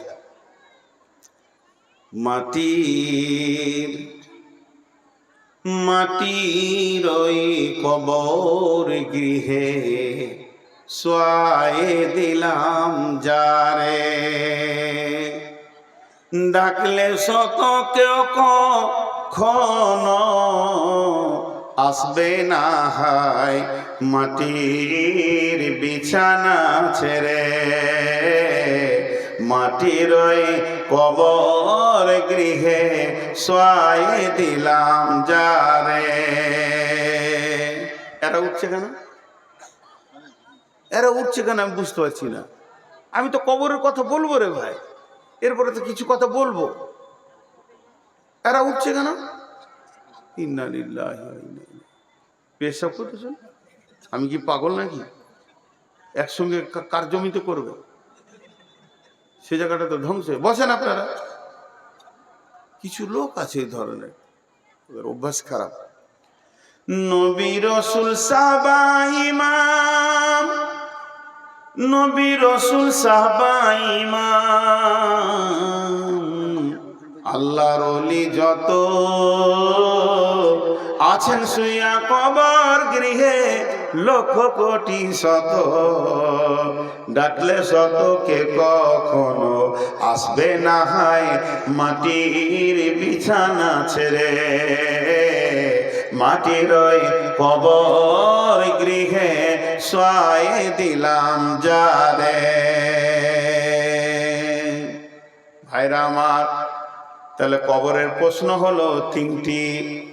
এই প্রশ্ন 3টির কথা আপনাদের সামনে একবার বলবো। প্রথম নম্বরে মান রব্বুকা, দ্বিতীয় নম্বরে মা দিনুকা, তৃতীয় নম্বরে মান নবিয়ুকা। তোমার রবকে। মান রব্বুকা এর উত্তর হচ্ছে রব্বি আল্লাহ। মা দিনুকা এর উত্তর হচ্ছে দ্বীনুল ইসলাম। আর মান নবিয়ুকা তোমার নবীকে, এর উত্তর হচ্ছে নবী মুহাম্মদুর রাসূলুল্লাহ সাল্লাল্লাহু আলাইহি ওয়াসাল্লাম। যে এই 3টি উত্তর দিতে পারবে বন্ধুরে, তার আবাদান আবাদান সে সুখের জগতে চলে যাবে। অতএব কবরে 3খানা প্রশ্ন রেডি করে কবরে যেতে হবে। আপনি বলবেন মুখস্থ করে নিব, মুখস্থ তো আমার আছে। মাদ্রাসায় যতজন পড়েছে আশা করি সবারই মুখস্থ আছে। আর না হয় এই ছোট প্রশ্ন উত্তর আপনারা মুখস্থ করে নেন কাগজে লিখে। জি না ভাই, ওখানে মুখস্থ বিদ্যা চলবে না। কোন রকমে মুখস্থ বিদ্যা ওখানে চলবে না, চলবে না, চলবে না, চলবে না। তাই যদি হতো, যারা আরবি ভাষায় কথা বলে তাদের কাছে তো এটা কঠিনই নয়, আর যারা অন্য ভাষায় বলে তাদের কাছেও কঠিন নয়, মুখস্থ করে নেবে। কিন্তু এই উত্তর দিবে কে? ইমানই বদলায়। ইমানই ক্ষমতাতে রব ও রব। ফেরেশতা বলবে তোমার রব কে? তোমার রব কে? রবের আবিধানিক অর্থ কি? আগে রবের মানেটা জানি। রব মানে পালনেওয়ালা, রব মানে পরওয়ারদিগার। আমি ইংরেজি জানি না, শুনেছি রব মানে কেয়ারটেকার। যে তোমার সার্বিক চিন্তা করে সে রব। এবার বলি, দার্শনিকরা এর তর্জমা করেছে অনস্তিত্ব থেকে অস্তিত্ব দিয়ে আনুপাতিক হারে যে চাহিদা মিটায় তিনি তোমার রব। অনস্তিত্ব থেকে অস্তিত্ব দিয়ে আনুপাতিক হারে যে চাহিদা মিটায় সেই তোমার রব। আরেকবার বলছি, অনস্তিত্ব থেকে অস্তিত্ব দিয়ে আনুপাতিক হারে যে চাহিদা মিটায় সে তোমার রব। এটা সহজ করে দিচ্ছি। তোমার কোনো চিহ্ন ছিল না, যে তোমাকে বানিয়েছে। তোমার কোনো চিহ্ন ছিল না, যে তোমাকে বানিয়েছে। বানিয়ে তোমার খাওয়া দাওয়া সুখ দুঃখ সব চিন্তা তার হাতে আছে, সে তোমার রব। তোমার খাওয়া দাওয়া সুখ দুঃখ সব চিন্তা যার হাতে আছে সে তোমার রব। এবার এখানে মজাটা দেখেন, রব রব ও রব, এত কেন ট্রেস নিয়ে বলছি, একটু ধৈর্য ধরেন। ও রব, রবের বিষয়টা যদি গুরুত্ব না দেন সব কোন দিকে চলে যাবে। আল্লাহর একটাই নাম আল্লাহ। আল্লাহর কটা নাম? একটাই নাম। সকলে মহব্বতের সঙ্গে একবার বলতে পারবো আল্লাহ, এটা নাম। বাকিগুলো সিফাত গুণ। আল্লাহ রাজ্জাক, খেতে দেন তাই রাজ্জাক। আল্লাহ রহমান ও রাহিম, তিনি দয়ালু মেহেরবান। আল্লাহ গফফার, তিনি মাফ করে নেওয়ালা। এই যেগুলো, এগুলো গুণ। আমার নাম নূর মোহাম্মদ, কিন্তু আমি গাড়ি চালাইলে বলবেন ড্রাইভার, বকচিতাই বলবেন বক্তা, মাঝি, নৌকা চালালে বলবেন মাঝি, দোকান চালালে বলবেন দোকানদার, কাপড় বিক্রি করলে বলবেন কাপড়ওয়ালা, আমকি বিক্রি করলে বললেন আমওয়ালা। এগুলো আমার নাম নয়, এগুলো কাজ। তা আল্লাহর তার মধ্যে একটা কাজ হচ্ছে রব। রব মানে সারা বিশ্বকে তিনি পালনেওয়ালা, ওনার নাম আল্লাহ। তাহলে বিশ্বকে পালনেওয়ালা কে? আল্লাহ। জোরে বলেন, বিশ্বকে পালনেওয়ালা কে? আল্লাহ। এবার আমি জিজ্ঞেস করছি, তোমাকে পালনেওয়ালা কে? আল্লাহ। তো ও ফেরেশতা এটা আরবিতে বলবে মান রব্বুকা, তোমাকে কে পেলেছিল, তোমাকে কে সুখ দুঃখে ছিল, তোমার সব দিকটা কে লক্ষ্য করেছে? উত্তর হবে আল্লাহ। বুঝে এলো? এবার দেখেন, আল্লাহ তাবারক ওয়া তাআলা যেদিন সমস্ত মানুষকে জন্ম দিলেন, হযরত আদম আলাইহিস সালামকে সৃষ্টি করার পর আদমের পিঠে এমনি হাত রাখলেন।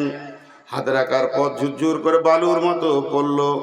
সমস্ত মানুষকে একসঙ্গে বানিয়ে নিলেন। কিয়ামত পর্যন্ত যত মানুষ আসবে তাদের আত্মাকে সামনে রেখে, সেদিন বিশ্ব নবী ওখানে ছিলেন, সমস্ত নবী ওখানে ছিলেন।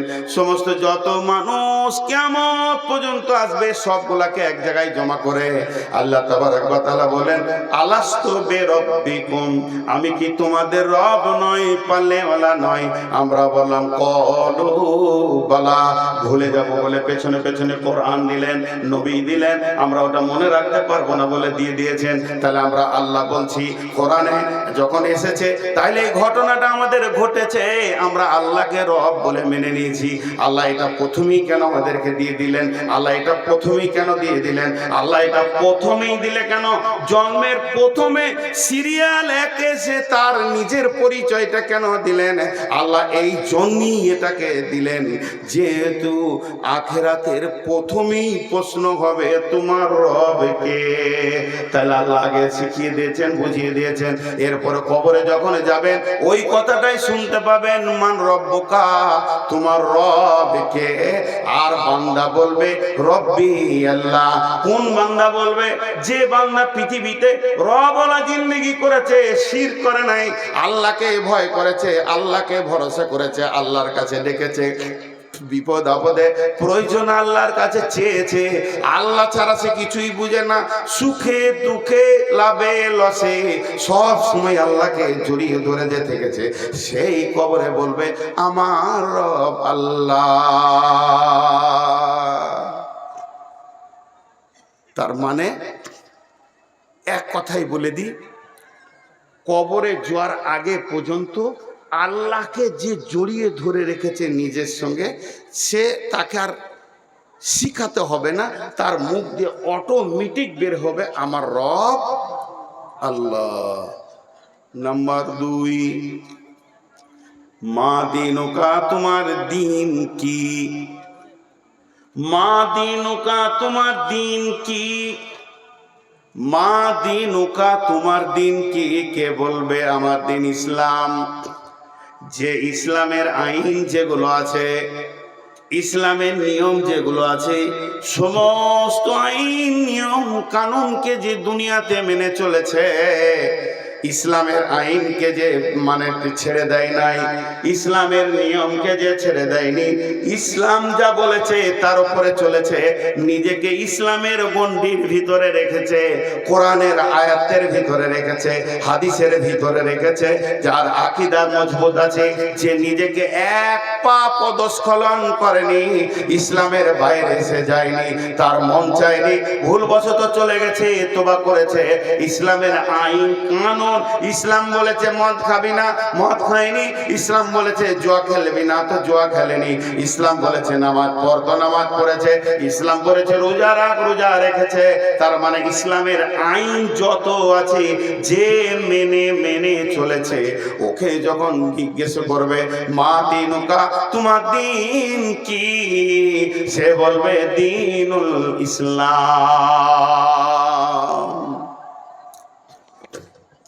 জি ভাই, কোরআনের একটা আইন আছে, কোরআনের ভিতরে একটা আইন আছে। একটু বুঝানোর জন্য বলি, আপনাদের অত্র এলাকায় এরকম লোক আছে কিনা একটু হানা বলবেন। আমি জীবদ্দশায় অনেক লোক আছে, বেটিকে বাদ দিয়ে বেটার নামে লিখে দিলে জমি জায়গায়। এমন আছে 4টা বেটা, সব বেটাকে বাদ দিয়ে ছোটটাকে দিয়ে দিলে ডিহিবাড়ি। এই লোক আপনাদের এলাকায় আছে? জলে বলেন আছে। আছে। ও কি ইসলাম মেনে নিতে পেরেছে? আপনি বলেন মেনে নিতে পেরেছে? পারেনি। ও যদি ইসলাম মানতো, চুপচাপ থাকতো, মাল আমার নয়, মাল আল্লাহর, আমাকে রাখাল বানিয়েছে তাই আমি রেখেছি, আমি মরবো, আমার কোরআন ফয়সালা দিবে কে লিবি কতটা, ঝামেলা শেষ। তাহলে ইসলামের আইনে কোনো রকম আমি নিজে কিছু করব না, ইসলামকে ইসলামের মতো করে রেখে দিব। তো ওই লোকটা যখন কবরে যাবে, ওকে জিজ্ঞেস করবে তোমার দিন কি? ও বলবে আমার দিন ইসলাম। মান নবিয়ুকা, মান নবিয়ুকা, তোমার নবীকে।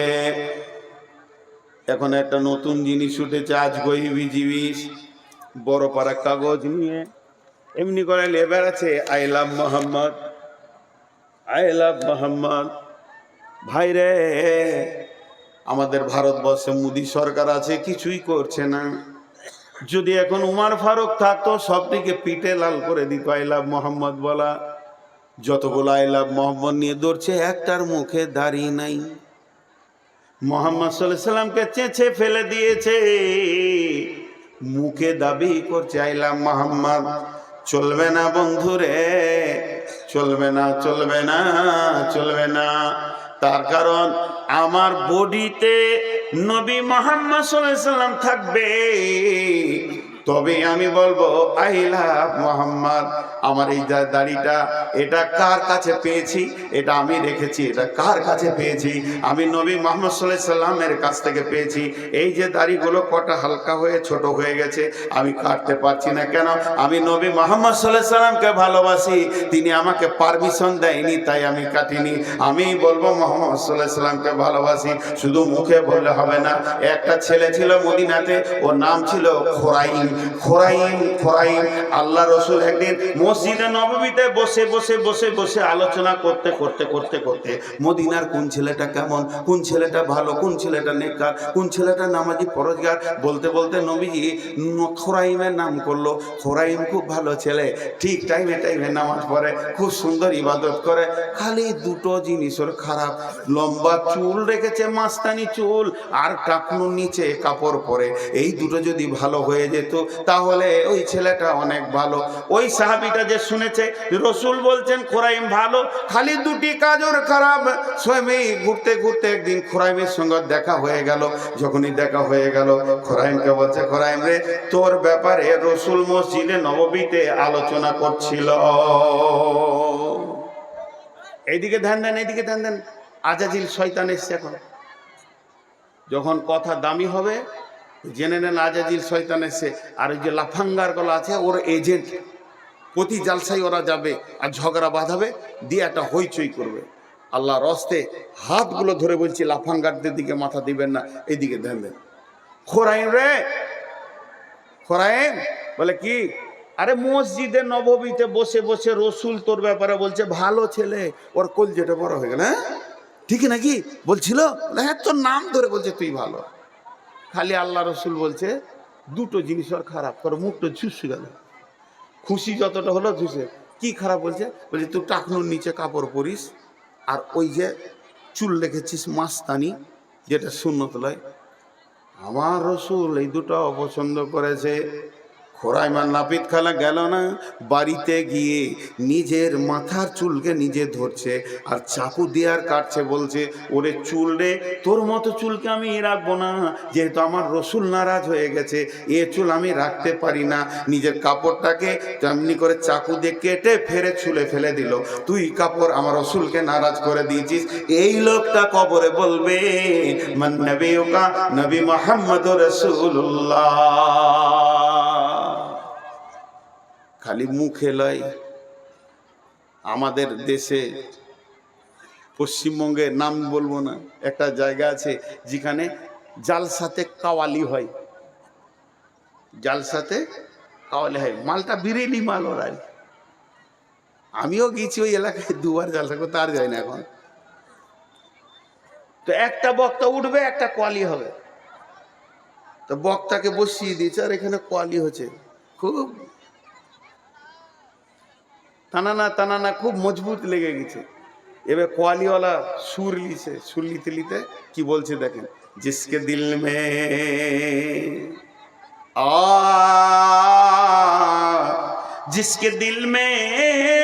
जिसके दिल में मोहब्बत रसूल नहीं वो मुमिन नहीं। কথাটা সত্য, যার দিলে রসুলের মহব্বত নাই ও কোনোদিন মুমিন হতে পারে না। আর নিজের থেকে, নিজের মা বাপ ভাই বোন এবং নিজের জান থেকে রসুলকে ভালোবাসতে হবে। বিশ্বনবী বলেন, উমর রে তুমি কি তোমার নিজের থেকে আমাকে ভালোবাসো? উমর বললেন না। রসুল বললেন, এখন তুমি কামেল মুমিন হতে পারোনি, তোমার ঈমান পাকা হয়নি। হযরত উমর দেখলেন না আমি না বুঝে বলে ফেলেছি, কিন্তু আসলে আমার জান থাকতে রসুলের জানকে কাউকে নিতে দিব না। বলে হুজুর ওটা ইমোশনাল বলে দিয়েছি, এখন আমি বুঝে বলছি আমার জান থেকে আমি ভালোবাসি। নবীজি বলেন তুমি কামেল মুমিন হয়েছো। জঙ্গে খন্দকে আল্লাহ রসুল তাবুর গায়ে আছে, হযরতে সাদ রাদিয়াল্লাহু তাআলা আনহু এতগুলো তলোয়ার নিয়ে ঝনক করে রেখেছে আঁধারে। রসুল বলছে শব্দটা উঠলো, এবার অতগুলো তলোয়ার রসুলের তাবুর পাশে হযরতে সাদ রাখলেন, আর আল্লাহ নবী আঁধারে ঝড় বৃষ্টিতে দেখতে পায়নি। তবে নবীজি আইডিয়া করে বলছে কে সাদ নাকি? হযরতে সাদ বলেন, ইয়া রাসূলুল্লাহ, হ্যাঁ আমি সাদ এসেছি, আমি তলোয়ার নিয়ে হাজির হয়ে গেছি। বলে একে এত রাত্রিতে কেন? বললেন আমার মতো সাদের লাখো প্রাণ থেকে একটা নবী মুহাম্মদের প্রাণের দাম অনেক বেশি, তাই আমি তলোয়ার নিয়ে এসেছি, আপনাকে সারা রাত পাহারা দিব। হযরতে তালহা রাদিয়াল্লাহু তাআলা আনহু যখন উহুদের প্রান্তে দেখলে রসুলকে লক্ষ্য করে তীর আসছে, একাই বুকে 180টা তীরকে গ্রহণ করেছিলেন আর রসুলকে তীর থেকে বাঁচিয়েছিলেন। এর জন্য যার দিলে রসুলের মহব্বত নাই ও মুমিন হতে পারে না। কোয়ালিতে ঠিকই বলেছে, একবারে ঠিক বলেছে। কিন্তু যে মৌলভী সাহেব বসে আছে ওর পরে বায়ান করবে, ওর কলজেটা জ্বলছে ওর কথা শুনে। দেব সভাপতি বলছে এরপরে নূর মোহাম্মদ এলো, তো লোক তো জানে যে নূর মোহাম্মদ উঠেছে মানে কোয়ালি বলবে না, প্রথমেই বলবো আসসালামু আলাইকুম, দিয়ে বলবো আলহামদুলিল্লাহ নাহমাদুহু ওয়া নাস্তাইনুহু ওয়া নাস্তাগফিরুহু। যখনই বলেছে অমুক মৌলানা এলো, তু মাইকে সালামও দেয়নি, নাহমাদুহু বলছে না, মৌলভী সাহেব বলছে লোক বলছে ইও কোয়ালি করবে নাকি রে?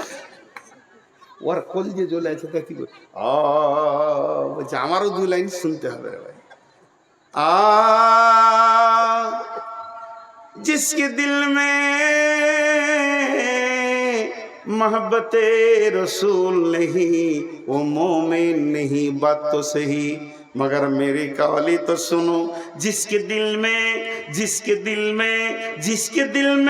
मोहब्बत रसूल होगा, जिसके दिल में मोहब्बत रसूल होगा, उसके चेहरे पे पता चलेगा, पता चलेगा, पता चलेगा।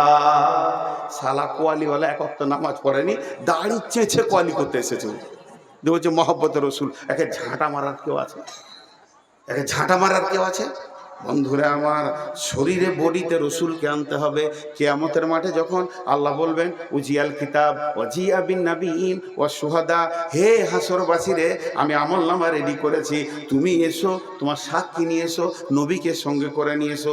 জান্নাতি ব্যক্তিটা গিয়ে বলবে আল্লাহ আমাকে জান্নাতের সার্টিফিকেট দেন। আল্লাহ বলবে কই রে তোর নবী? আল্লাহকে তখন বলবে আল্লাহ আপনি কুদরতে চোখ দিয়ে দেখেন আপনার নবীকে আমি সঙ্গে করে নিয়ে এসেছি। সভাপতি এবার ঘড়ি দেখছে, মনে মনে ভাবছে বক্তা কি রিং টালাছে নাকি রে, এখনো ছাড়ছে না।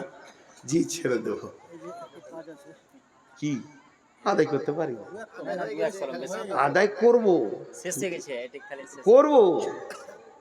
আপনাদের এই লোকগুলো যতগুলি বসে আছেন, আল্লাহর রাস্তে সকলকে একটা কথা বলছি। আমার বক্তব্য শুরু থেকে শেষ পর্যন্ত আমি একটা বিষয় ছিলাম, কবর।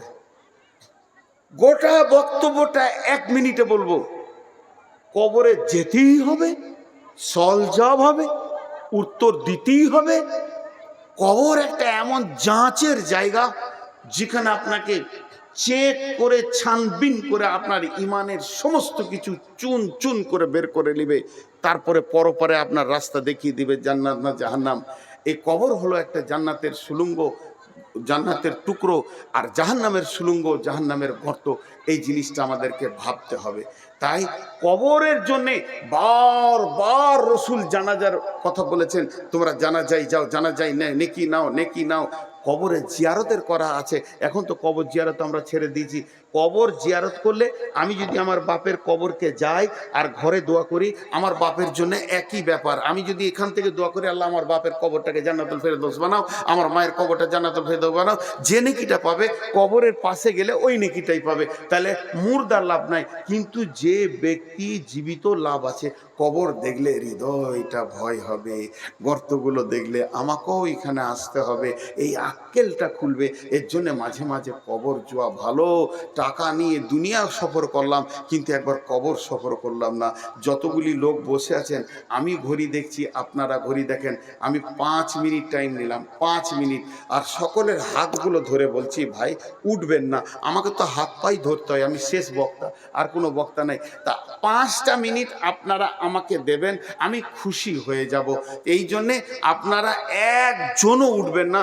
বাপ বলছি, ভাই বলছি, ছোট ছেলেদেরকে, বাবা বাবা সোনা মানিক আর মা বোনেরা যে বসে আছেন, সকলের কাছে আমি একটু হাত জোর করে আপনাদের কাছে ভিক্ষা চাইছি। 5 মিনিট, 5 মিনিট আপনারা ঘড়ি দেখে নেন, আমিও ঘড়ি দেখে নিলাম। এই 5 মিনিট মাদ্রাসার জন্য কিছু করতে হবে। যদি না করি তো মাদ্রাসাটা তো অন্যদিকে চলে যাবে। এত বড় আয়োজন, এত কষ্ট, কমিটির এত দৌড়ঝাঁপ, আর মাদ্রাসা যদি কিছু না পায় তো ভুল হবে। বিধায় এখানে কয়েকজন দিয়েছে, কি আছে, জাকির সীতাপাহাড়ি থেকে, আখতারুল সাহেব ছেলের জন্য 5,000 টাকা, আখতারুল সাহেব ফেরের জন্য 5,000 টাকা, জাকির হোসেন 2 বস্তা সিমেন্ট দিয়েছে, সালামত দিয়েছে 1 বস্তা সিমেন্ট, আর রেজিনা দিয়েছে 2 প্যাকেট সিমেন্ট, হাসিম দিয়েছে 5 প্যাকেট সিমেন্ট, মহিলাদের মহল থেকে এসেছে 12,922, বেনামিতে 5,000, আর কৈসুদ্দিন সাহেব 20,000 টাকা। এগুলো টাকা এসেছে। এই দেখেন আমি হাতে পায়ে ধরলাম, তাও 2 জন উঠছে। বাপজি আপনাদের পায়ে ধরছি, বসেন। 5 মিনিট, 5 মিনিট, ক্ষতি হয়ে যাবে না বাপ, ক্ষতি হয়ে যাবে না। হ্যাঁ, যিনি টাকা দিবেন উনি উঠেন, যদি কিছু দেন এদিকে আসেন। যদি এই 5 মিনিটের ভিতরে 2,000, 5,000, 1,000 যারা দিবেন তারা উঠে এই দিকে আসেন, পেছন দিয়ে যেন না। ভাই আমার, আমরা একসঙ্গে দোয়া পড়ে সারবো। জি, আর এই ছেলেরা বাবরে আমার জন্য, আমার তরফ থেকে একবার চাদর নিয়ে যাও, যার কাছে যা আছে চাদর, 2-3টে চাদর ঢুকে যাও, 2-3টে চাদর। ভাই 5 মিনিটের মধ্যে 1 মিনিট হয়ে গেল, আর 4 মিনিট আছে। মিস বাহাউদ্দিন 10 প্যাকেট সিমেন্ট, চলে যাবে না। এই ছেলে যাও যাও যাও যাও। ওয়াহিদ আলী বসুনাগা থেকে 1,000 টাকা। ভাই আছে, দেন, জাজাকাল্লাহ। আয় ছেলে বলো, আরো চাদর যাও, আরো চাদর দাও।